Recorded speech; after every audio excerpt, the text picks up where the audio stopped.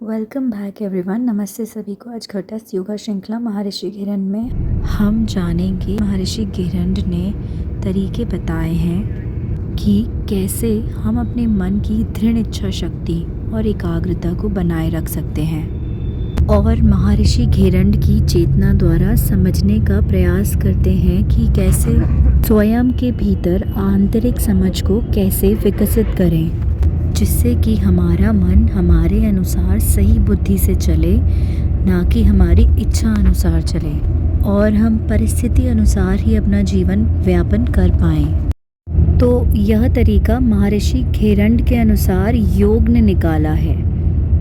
तो पहला तरीका है, इसमें हमें अपनी कमजोरियों को पहचानने का प्रयत्न करना है और आत्मनिरीक्षण द्वारा यह जानने का प्रयास करना है कि किस स्थिति में हम अपना धैर्य और संतुलन खोते हैं और खुद पर निराशा का प्रभाव पड़ने देते हैं। और जब आत्मनिरीक्षण करने के बाद यह सब बातें हम देख पाएंगे, तब हमारी चेतना का विस्तार होगा, हमारी चेतना जागृत हो जाएगी और नकारात्मक स्थिति से हम खुद को अलग कर पाएंगे। और जैसे ही यह अलगाव हमें महसूस होगा, तब सुख और शांति हमारे पास रहेगी। महर्षि घिरन ने इसका भी तरीका बतलाया है। वो कैसे कि रात्रि के समय जब सोने के लिए अपने बिस्तर पर जाएं, अपनी दिनचर्या को मानसिक दृष्टि से एक बार अच्छे से देख लो और यह भी देखो कि हमने कहाँ कहाँ प्रतिक्रियाएं व्यक्त की और किस तरह की प्रतिक्रियाएं व्यक्त की। और जहाँ पर भी हमने प्रतिक्रियाएं व्यक्त की हैं, वहाँ पर ज़रूर हमारी कोई कमज़ोरी है, क्योंकि प्रतिक्रिया तभी होती है जब हमें किसी प्रकार की चोट लगती है और हम उसे महसूस नहीं करना चाहते। हम अपनी उस धारणा को, चाहे वह स्वयं से संबंधित हो या फिर किसी दूसरे से संबंधित हो, टूटते हुए नहीं देख सकते।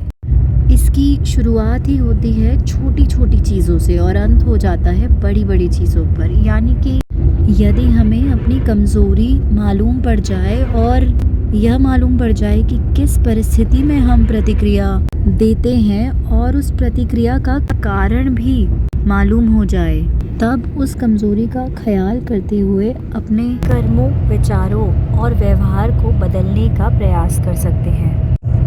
और इस तरीके से अपने कर्मों के माध्यम से हम आत्मनिरीक्षण कर सकते हैं। तो दूसरी अवस्था में हमें जानने का प्रयास करना है कि किस प्रकार के अनुभव मेरी इंद्रियों द्वारा हो रहे हैं। और इसमें पहले एक इंद्रिय का ख्याल करना है, उसके बाद 2 इंद्रियों का ख्याल करना है, फिर 3 का और फिर 4 इंद्रियों का और अंत में 5वीं इंद्रिय का ख्याल करना है। और इसमें हमें सिर्फ ख्याल नहीं करना, इसमें हमें जिस भाव का, जिस चीज़ का अनुभव हो, उसकी सजगता, अवेयरनेस भी रहनी चाहिए। और वास्तव में यह कठिन क्रिया है, क्योंकि हम मनुष्यों की जो खोपड़ी है, घड़ी के कांटे जैसा व्यवहार करती है। घूमनी तो चाहिए चारों तरफ, लेकिन हम एक जगह पर रुक जाते हैं, फिर दूसरी जगह पर और फिर जगह पर रुक जाते हैं और यह क्रम चलता रहता है। हम एक ही दृष्टि में अपने अनुभव के पूर्ण क्षेत्र को नहीं देख पा। हर क्षण घड़ी के कांटे की तरह जो रुकने की क्रिया होती रहती है, वैसा ही व्यवहार करते हैं, रुकने का, अटक जाने का, एक ही इंद्री पर। परंतु यह घड़ी के कांटे की तरह एक ही इंद्री पर अटक जाना प्रत्याहार की स्थिति नहीं है, क्योंकि प्रत्याहार की स्थिति में तो हम सेकंड के कांटे की तरह आधे से भी कम समय में पूरा चक्कर लगा लेते हैं और हमारी चेतना की ग्रहणशीलता भी उसी हिसाब से बढ़ जाती है। और जब हमारी चेतना बढ़ जाती है, तब फिर हम अपने आप को एक बिंदु पर एकाग्र करते हैं और यह स्थिति हो जाती है धारणा की। और बहुत से लोग प्रत्याहार का अर्थ लगाते हैं कि हमें अपनी इंद्रियों को भीतर समेटना है, जैसे कछुआ अपने अंगों को अपने कवच के भीतर समेटता है, लेकिन यह प्रत्याहार की विधि नहीं है। प्रत्याहार में तो हम पहले अपनी चेतना को सेकंड्स के कांटे की तरह घुमाकर पूरे मनस क्षेत्र को एक बार में, एक दृष्टि में देखने का प्रयास करते हैं और फिर दूसरी बार में हम उस दृष्टि में सजगता को जोड़ते हैं। अब इन 2 स्थितियों को मैं अपने चेतना स्तर पर जिस तरीके से समझ पाई हूँ समझाने का प्रयत्न करूँगी। तो समझिएगा, जैसे आपकी चेतना में कोई बात, कोई वजह, कुछ भी, किसी का कोई काम या फिर आपका खुद का कोई काम अच्छा लगा या फिर बुरा लगा, दोनों ही भावों को लेकर चलते हैं। तो जब बुरा या अच्छा जो भी लगा, तो आपने सेकंड्स के कांटे की तरह उस स्थिति को अपने मनस क्षेत्र में हर तरीके से समझने का प्रयास किया। वह हुआ क्या था, क्यों हुआ था, और मुझे लगा था या किसी और को लगा था, उसमें था क्या, क्या चीज़ अवश्य थी जानने लायक।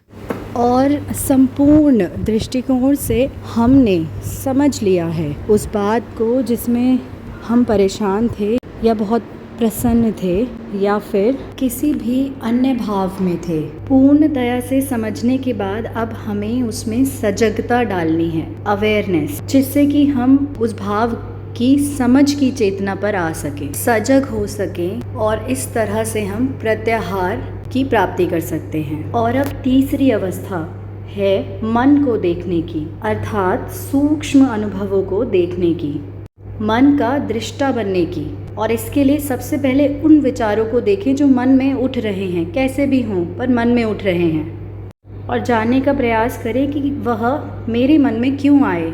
और जब इस क्यों का जवाब हमें मिले तो उस पर भी सवाल करना, क्यों, और सवाल करना, जब इसका भी जवाब आए फिर सवाल करना इस जवाब पर, क्यों।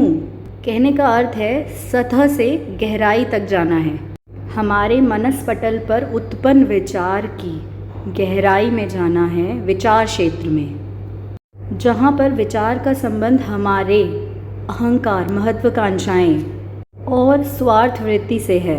और फिर विचारों को रोक देने को इसलिए बोला क्योंकि विचार ना आने का अर्थ आप यह ना समझ लें कि विचार शून्य हो गए, क्योंकि यदि हमारा मन विचार शून्य हो जाएगा तो भावना और बुद्धि से रहित हो जाएगा और मन का अस्तित्व ही समाप्त हो जाएगा, और फिर सीधा प्रत्याहार से ही मोक्ष की प्राप्ति हो जाएगी। विचार शून्य होने से सिर्फ इतना ही तात्पर्य है कि मूल विचार को पकड़ लेना, और जब वह मूल विचार पकड़ में आ जाए, जैसे कि अहंकार या फिर महत्वाकांक्षाएं या कुछ और, फिर उस विचार को खत्म करना, अहंकार को खत्म करना, जैसे कि अहंकार है तो अहंकार को खत्म करना, उसकी कमी को पूरा करके सही बुद्धि से उस कमी को ध्यान में रखना कि यह मेरी स्वार्थ वृत्ति में है, मेरे अहंकार और महत्वाकांक्षाओं से यह कमी है।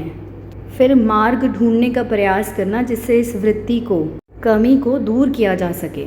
इस तरह से वृत्ति को रोका जा सकता है। यहाँ तक सुनने के लिए आप सभी का बहुत धन्यवाद। अब कल जारी रखेंगे।